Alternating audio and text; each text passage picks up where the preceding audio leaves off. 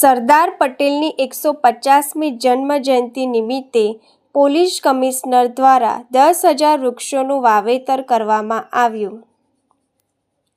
વડોદરાના પ્રતાપનગર હેડક્વાર્ટર્સ ખાતે આજરોજ વડોદરાના પોલીસ કમિશનરના હસ્તે સરદાર પટેલની 150મી જન્મજયંતિ નિમિત્તે તથા વન મહોત્સવ અંતર્ગત પ્રતાપનગર હેડક્વાર્ટર્સ ખાતે 10,000થી વધુ વૃક્ષોનું વાવેતર કરવામાં આવ્યું. વડોદરાના પોલીસ સ્ટેશન, અન્ય સરકારી કચેરીઓ, તમામ જગ્યા પર વૃક્ષારોપણ કરવામાં આવ્યું. તમામ અધિકારીઓ ઉપસ્થિત રહ્યા હતા.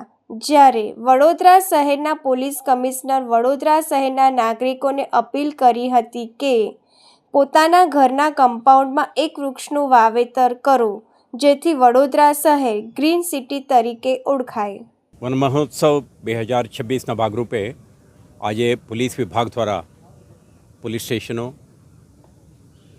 અન્ય અધિકારીઓના કચેરીના કોમ્પ્લેક્સ અને પોલીસ મુખ્ય મથક ખાતે આ પ્રકારનો એક વૃક્ષારોપણ કાર્યક્રમનું આયોજન કરવામાં આવ્યું છે. તમે જાણો છો કે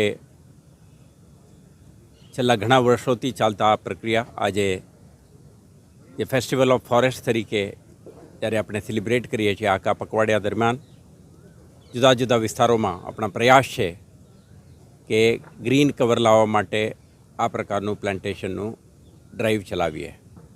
તો ગયા વર્ષે પણ આપણે કરી હતી.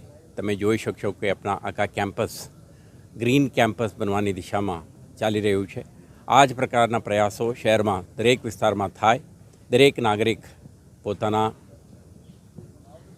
ઘરની કોમ્પ્લેક્સમાં, સોસાયટીઓમાં અને નેબરહુડમાં, વેસ્ટલેન્ડમાં આ પ્રકારનું એક પ્રયાસ કરે તો આપણા વડોદરા શહેરને એક ગ્રીન શહેર, ગ્રીન સિટી તરીકે વિકસાવવામાં આપણને સફળતા મળશે.